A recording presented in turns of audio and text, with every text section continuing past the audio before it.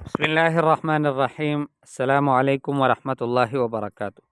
اخوکم فی اللہ ابو یحییٰ نسیم اللہ مسعود، کتاب النحو التطبیقی، اور آج کا ہمارا سبق اعراب لفظی اور اعراب تقدیری۔ آپ اس سبق میں اعراب لفظی کی تعریف سنیں گے اور اعراب تقدیری کی تعریف سنیں گے کہ اعراب لفظی کس کو بولتے ہیں اور اعراب تقدیری کس کو بولتے ہیں۔ تو اعراب لفظی یا اعراب ظاہر جس کو بولتے ہیں، اس کی تعریف ہے هو الذي يظهر اثره في النطق ولا يمنع من التلفظ به مانع۔ یہ وہ اعراب ہے کہ جس کا اثر ظاہر ہوتا ہے نطق میں بولنے میں، اور اس پر تلفظ کرنے میں کوئی معنی بھی نہیں، کوئی معنی منع نہیں کرتا اس پر تلفظ کرنے کو۔ جیسے ضمے کا ظہور ہے، فتحے کا ہے، کسرے کا ہے رجل کے کلمے کے آخر میں۔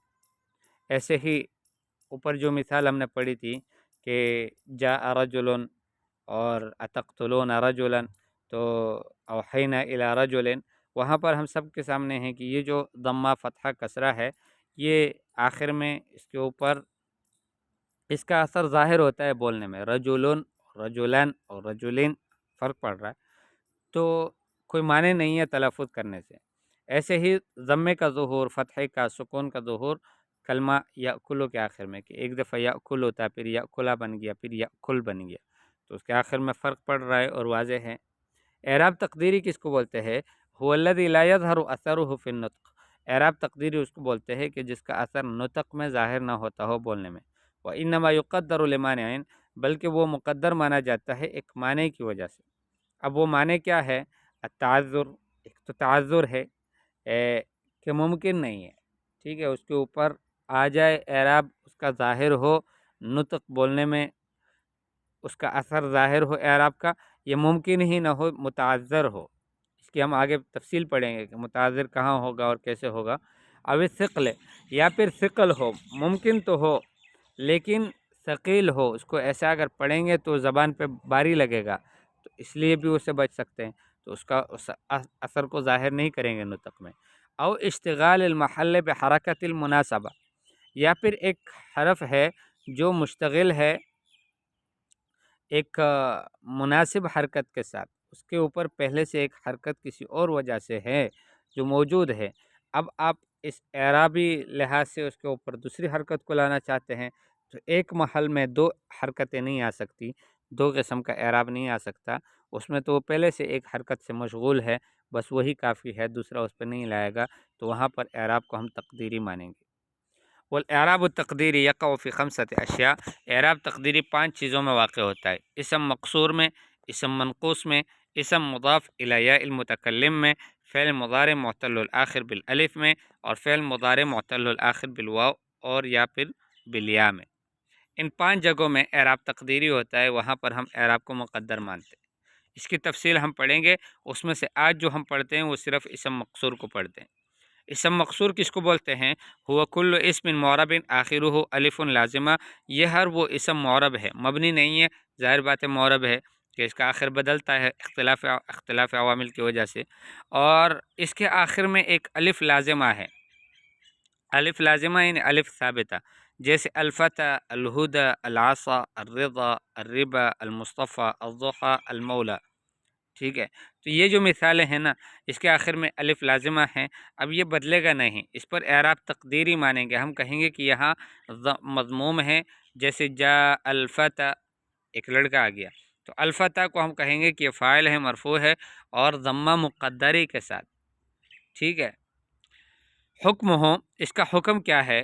تقدر علیہ الحرکات الثلاث، اس پر تینوں حرکتیں مقدر مانی جاتی ہیں، ضمہ، فتحہ، کسرہ۔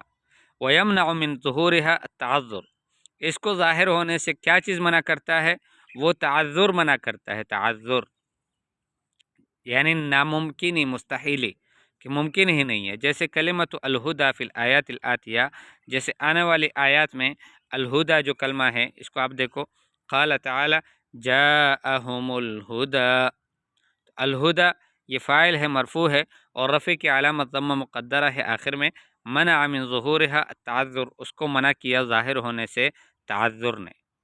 تعذر کا مطلب یہ ہے کہ اس پر ضمہ ہو نہیں سکتا، آپ پڑھ کر تو دکھاؤ، جاءہم الہدی، کہ آخر میں الف ثابت ہے، الف ساکن ہوتا ہے، تو الف ساکن کو آپ الف مضموم کیسے بنا سکتے ہو؟ کیسے ہوگا؟ نہیں ہوگا بھائی۔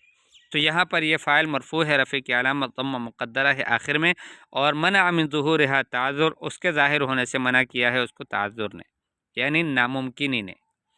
قال تعالی سمعنا الہدی، یہاں الہدی مفعول به منصوب ہے، نصب کی علامت فتحہ مقدرہ ہے آخر میں، اور منع من ظہورها التعذر وہی بات ہے۔ قال تعالی ارسل رسولہ بالہدی، تو یہاں پر ہدا اسم ہے، مجرور ہے با حرف جر کی وجہ سے، وعلامت جرہ الکسرۃ المقدرہ، اور جر کی علامت بھی کسرہ مقدرہ ہے، علی آخرہ آخر میں، منع من ظہورہ التعذر، اس کو ظاہر ہونے سے منع کیا تعذر نے۔ تنبیہ، ان قال قائل، اگر کوئی شخص یوں کہے لم لا يعد المقصور من المبنی، تو اگر اس کے آخر بدلتا نہیں ہے، وہ جاء الہدی رأیت الہدی جاء الفتح رأیت الفتح مررت بالفتح، اور یہ جو قرآن کی آیات ہم نے پڑھی کہ ہدا کلمہ ہے یہ ایک ہی حالت پر ہے ہمیشہ، تو اگر ایسا ہے واقعی میں تو پھر ایسا کیوں نہیں ہوتا کہ مقصور کو، اسم مقصور کو ہم مبنی میں سے سمجھ لیں، اس میں سے شمار کر لیں، لثباتہ علی حالت واحدہ، اس لیے کہ یہ ایک ہی حالت پر ثابت ہے، تو پھر تو اس کو ہم سمجھنا چاہیے کہ یہ جو ہے اسم مقصور مبنی ہے۔